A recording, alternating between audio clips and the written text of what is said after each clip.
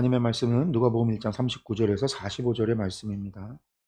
그 말씀 함께 봉독하겠습니다. 이때에 마리아가 일어나 빨리 산골로 가서 유대 한 동네에 이르러 사가랴의 집에 들어가 엘리사벳에게 문안하니, 엘리사벳이 마리아가 문안함을 들음에 아이가 복중에서 뛰노는지라 엘리사벳이 성령의 충만함을 받아 큰 소리로 불러 이르되, 여자 중에 내가 복이 있으며 내 태중의 아이도 복이 있도다. 내 주의 어머니가 내게 나아오니 이 어찌 된 일인가? 불안에 문안하는 소리가 내 귀에 들릴 때에 아이가 내 복중에서 기쁨으로 뛰노라도다. 주께서 하신 말씀이 반드시 이루어지리라고 믿은 그 여자에게 복이 있도다. 아멘. 네.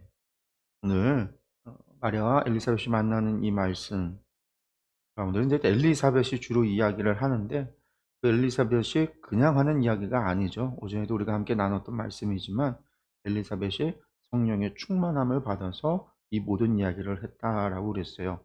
성령의 충만함을 받았다. 성령님께서 엘리사벳의 입술을 주관하여 그로 하여금 하나님의 뜻을 전하도록 한 거죠. 네, 그 성령의 충만함이라고 하는 것이 뭐냐? 오늘 오전에 잠깐 이야기 나눴지만 우리가 이 성령의 충만함에 대해서 다시 한번 좀 이 오후 시간에 좀 나누려고 그럽니다.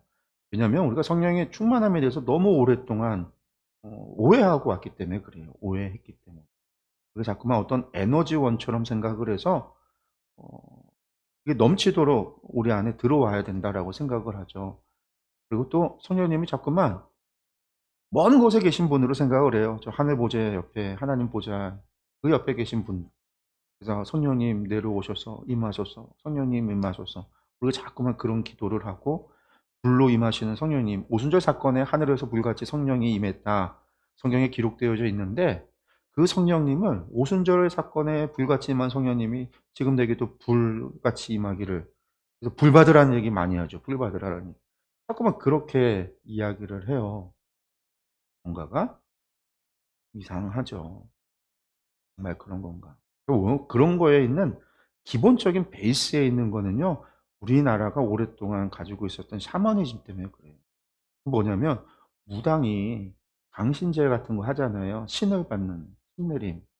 이 귀신이 신내림을 받아요. 무당이 귀신 신내림을 받는데, 신내림 받고 나서 무당이 귀신에 충만해서 맨날 귀신과 같이 있는 게 아니라, 점쟁이가 뭐 누가 인제 무당의 구슬을 하거나 뭘 하면은요, 귀신은 오라고 얘기를 해요. 귀신이 오라고. 그래서 신내림을 받아서 귀신이 들리면 그때부터 뭔가를 이제 한단 말이에요. 우리가 그런 무당의 문화, 무당의 그런 것들을 많이 봐 왔고 그렇게 살아왔기 때문에 우리가 성령님을 그런 분으로 오해하는 거예요.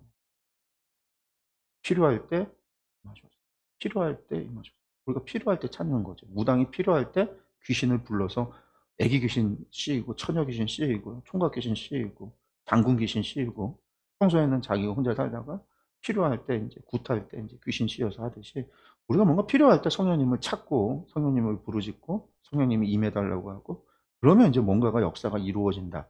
인제 이런 생각이 우리가 가지고 있어요. 근데 그게 성경적인 이야기가 아니라, 성경에 그런 얘기는 전혀 나오지 않아요, 성경에는요. 성경 그 어디에도 그런 말씀은 나오지 않습니다. 그 오순절 사건 성령님이, 그거는 예수님께서 "내가 너희를 떠나는 것이 좋으니", 왜 좋으냐? "내가 너를 떠나고 나면 내가 너희에게 보혜사를 보내줄 것이니 그 보혜사가 너희로 하여금 내가 너희에게 분부한 모든 것이 생각나게 하고 기억하게 할 거다. 그래서 너희에게 좋다. 너희에게 복이 있다."라고 얘기하신 거거든요. 예수님의 그 약속이 오순절 사건을 통해서 이루어지고 성취가 된 거예요. 성령님이 임하셨다라는 거예요. 불같이 임하셨, 이 땅 가운데 마치 예수님께서 이 땅 가운데 임했듯이. 그래서 우리가 강림절, 주님의 강림을 기념해서 강림절을 지키듯이 이 성령님은 그때부터 임하신 거죠. 그래서 우리가 흔히들 이제 오순절 사건 이후에 교회 시대를 "성령님의 시대다."라고 이야기를 하잖아요. 이제는 성령님이 오시고, 예수님은 어디 가셔요? 저 하늘의 보좌 옆에. 하나님은 보좌에 앉아 계시고 그 보좌 곁에 어린 양이신 예수님이 그곳에 계시죠. 그리고 우리에게는요, 당신의 영이신 성령님을 보내 주셨다. 그 성령님이 우리 가운데 오셨다라는 거예요. 우리가 인제 이러한 부분들을 우리가 잘 이해를 해야 돼요.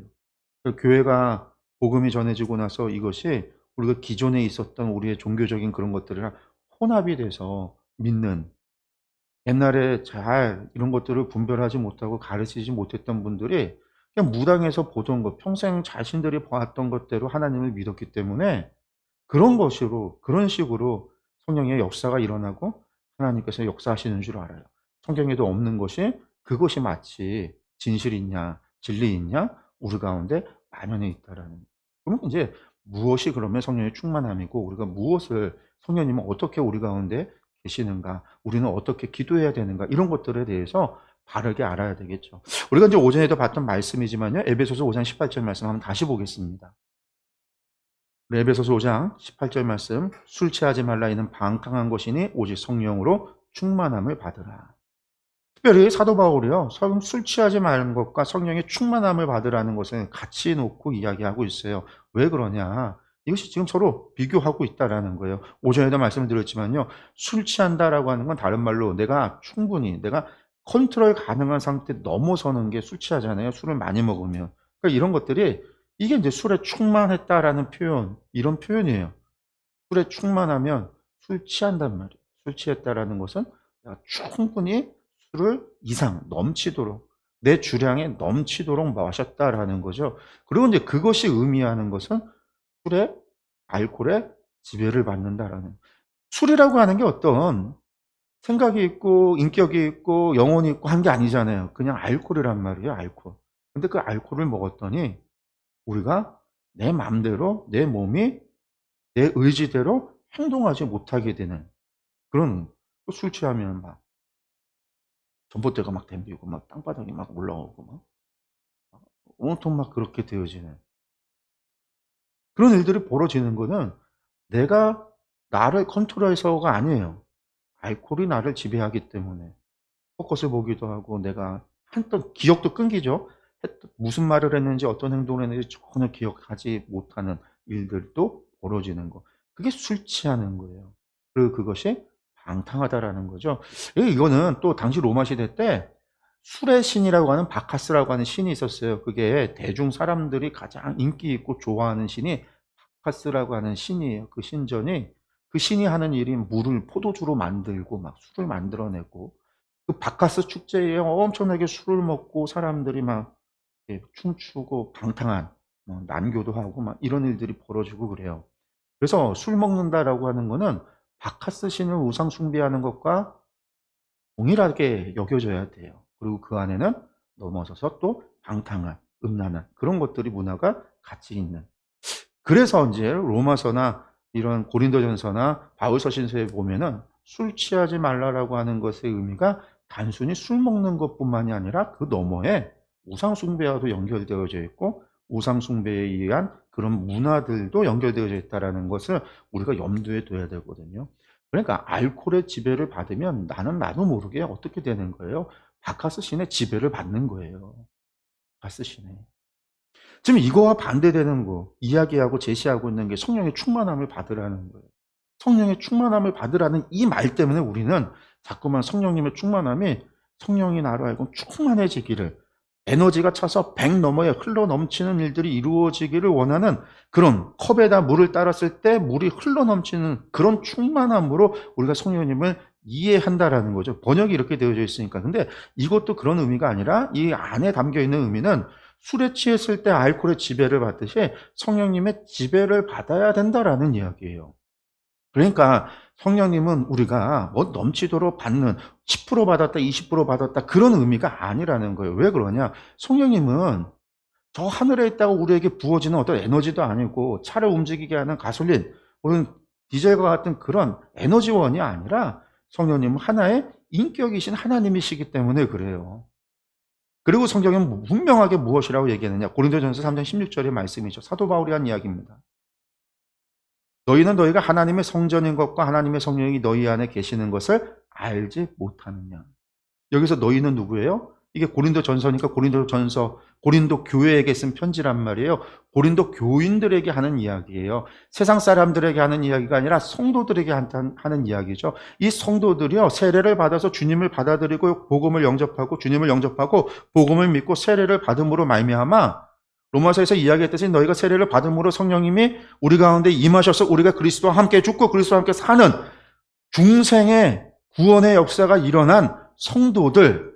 그래서 이미 성령님을 받은 너희는 뭐라고 얘기하고 있어요? 그 성령님이, 너희가 받은 성령님이 오셨다가 떠나가는 게 아니라, 왔다가 도장 찍고 하늘나라로 가시는 부분이 아니라, 그렇게 가셨다가 우리가 필요할 때 부르면 찾아오시고, 부르면 다시 불같이 임하고, 찾으면 또 내려오고, 갔다 왔다 하는 우리의 필요에 의해서 부르시는 그런 성령님이 아니라, 무당이 자기 필요에 의해서 장군 귀신 부르고 애기 귀신 부르고 처녀 귀신 부르는 그런 귀신 부르는 성령님을 부르는 게 아니라, 우리가 복음을 받아들여서 예수 그리스도를 믿음으로 말미암아 우리가 회개함을 얻고 우리가 중생, 거듭남의 구원을 얻었을 때 성령님은 우리 가운데 오신다라는 거예요. 그리고 오신 성령님이 가시는 게 아니라 우리 몸을 하나님의 성전으로 삼아서, 하나님의 전을 삼아서 자리 잡고 앉으셨다라는 거예요. 주인 됐다라는 거예요. 이걸 뭐라고 그래요? 성령님의 내재하심이라는 거예요. 우리 안에 우리 안에 계시다라는 거예요. 우리 안에 오신 성령님은요, 다시 가시는 분이 아니에요. 오신 성령님이 다시 나 지금 하나님 좀 보러 가야 되겠다 하고 떠나가시고 우리 내버려 두시는 분이 아니라는 거예요. 성령님은 영이시기에, 성령님은 우리 가운데 오셔서 우리 안에 계시다라는 거예요. 우리가 이거를 정확하게 이해를 해야 돼요. 자꾸만 우리 안에 계신 성령님을 알지 못하고 깨닫지 못하고 이해하지 못하니까 우리는 어떻게 기도해요? 자꾸 바깥에서 성령님을 찾아요. 바깥에서 찾아요. 그게 바깥에서 찾는다는 건 내 안에 있다라는 걸 모르는 거예요. 인식하지 못하는 거예요. 그러니까 어떻게 해요? 바깥에서 찾고 바깥에서 들려오는 음성을 찾는 거예요. 내 안에 계신 성령님이 말씀하시고 내 안에 계신 성령님이 이야기하는 것을 전혀 듣지 못하는 거예요.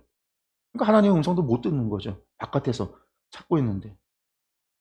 바깥에 계시지 않고 내 안에 있는데 내 안에 계신 성령님에 대해서는요, 눈을 닫고 귀를 닫고 마음을 닫아놓고 바깥에서 찾는 거예요.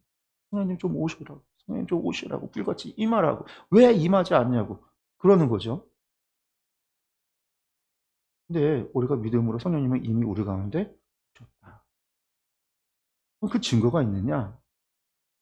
증거가 있잖아요.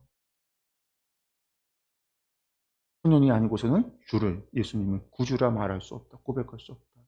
우리가 예수님을 구주라고 고백할 수 있는 것은요, 성령님이 우리 가운데 계시기 때문이라는 거예요. 내가 하는 게 아니라 세상 나가서 세상 사람들에게 예수님이 당신의 주인입니까? 라고 물으면요, 미친놈 아니냐고 그러죠. 난 예수 안 믿어! 라고 얘기하죠. 우리가 복음 전해봤을 때 전도지 전도도요, 그것도 안 받으려고 뿌리치는 사람들 얼마나 많아요. 여러분들, 그게 세상 사람들이에요. 그게 공중권세 잡은 자, 사단의 자식들이에요. 그런 사람이 예수님을 나의 구세주로, 입으로 거짓으로 말할 수 있을지 몰라도요, 진심으로 나의 구세주라고 이야기할 수 없어요. 하지 못해요. 오직 성령님이 아니고서는 할 수 없다라는 거예요.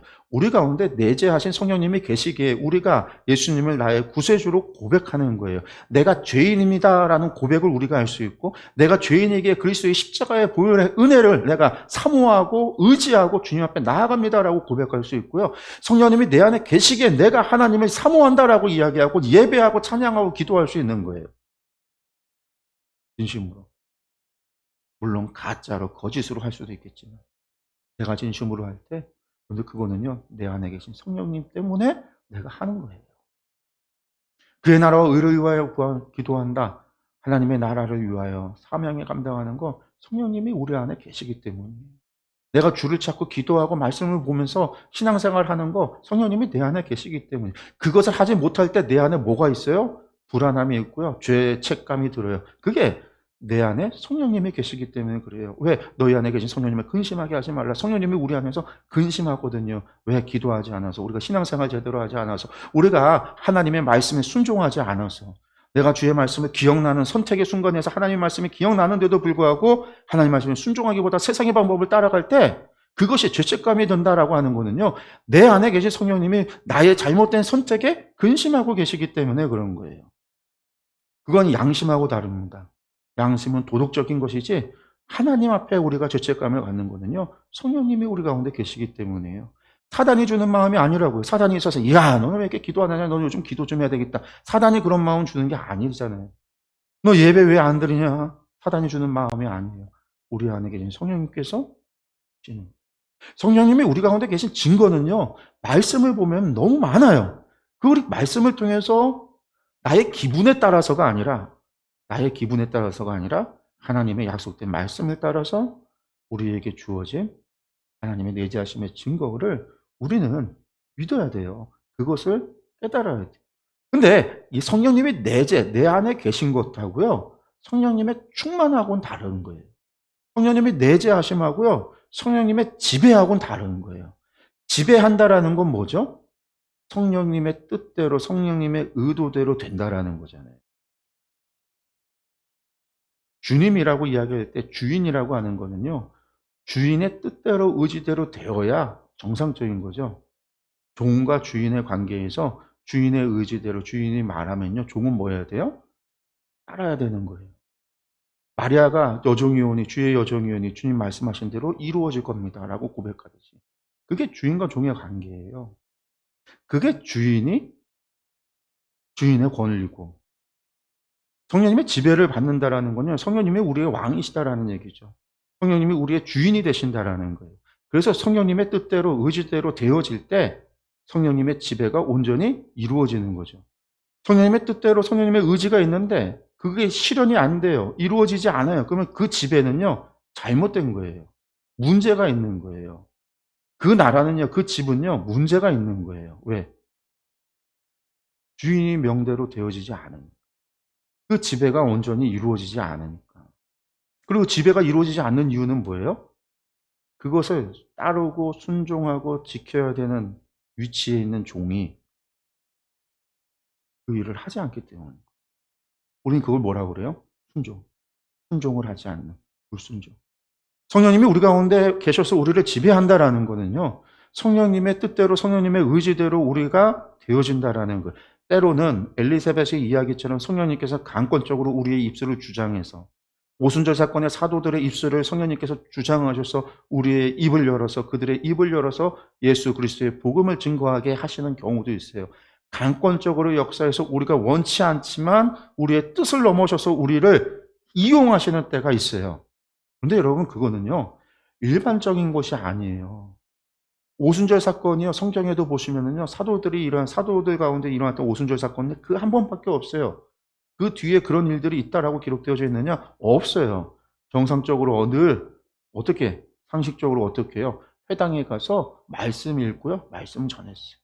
돌 맞으면 돌 맞고 쫓겨나면 쫓겨나고요. 그들이 회당에 가서 복음 전하고 유대인을 만나서 복음을 전하고 이방인에게 복음을 전하고요. 그래 왔단 말이에요.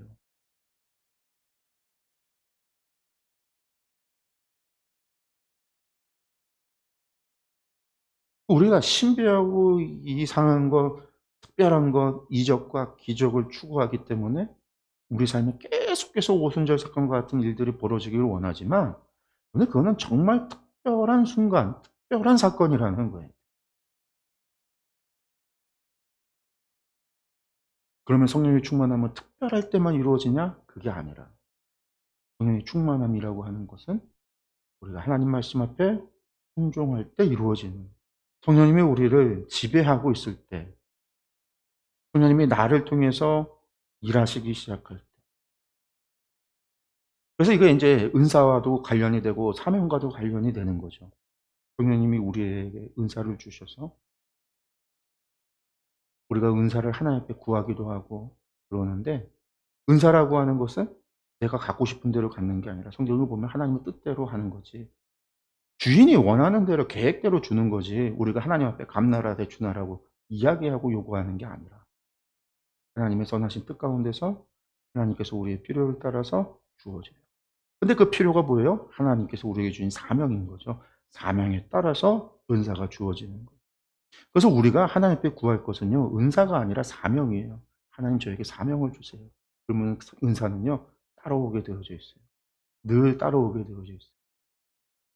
제가 늘 하는 간증이지만 제가 늘 하는 간증이지만 제가 20대 때까지만 해도 사람들 앞에 서서 말하는 것을 못했다라고 그랬잖아요. 말 주변도 없고 말 잘 못하고 사람 앞에 대인관계 기피증 그 사람들 앞에 서는 거에 대한 두려움 막 말이 떨려서 말을 한마디도 못하던 제가 지금은 사람들 앞에서 설교를 하고 강의를 하고 처음 보는 사람들 앞에서 성경을 가르치고 이런 일들을 할 때 어디 가서 말 잘 못한다라는 얘기를 못 들어봤어요. 근데 제가 사람들 앞에 말을 못하는 사람이었어요. 1 분도 말을 하지 못하는 사람이었어요. 심각하게 앞에 한두 사람만 있어서 이야기하고 있으면. 그냥 개인적으로 만나서 놀면서 이야기할 때는 상관이 없는데 어떤 공식 자리 같은 거에 앞에 서서 이야기하면은 못해요. 그래서 심각하게 하나님 앞에 이것 때문에 기도했어요. '제가 이걸로 목회를 할 수 있을까요? 이런 문제가 있는데 할 수 있을까요?' 그래서 미친놈처럼 군대에서 조교를 해서 훈련생들 앞에 서서 이런 일들을 하면 훈련이 되면 좀 낫지 않을까 해서 10시 취침하면 점호하면 잠자야 되는데 10시 땡 하면 훈련생 때 책 들고 가서 행정반에 가서 밤 12 시까지 공부를 했어요. 왜 조교가 되려고. 1 등을 해야 조교를 된다고 그래서 1 등을 하려고 미친놈처럼 공부를 했어요, 군대에서. 300 페이지가 넘는 책 2 권을 교재를 달달 외워서 결국 1 등을 해서 조교가 됐어요. 근데 그걸로 치료가 되냐면 훈련은 되지만 그건 안 돼요. 군대하고 또 다르니까.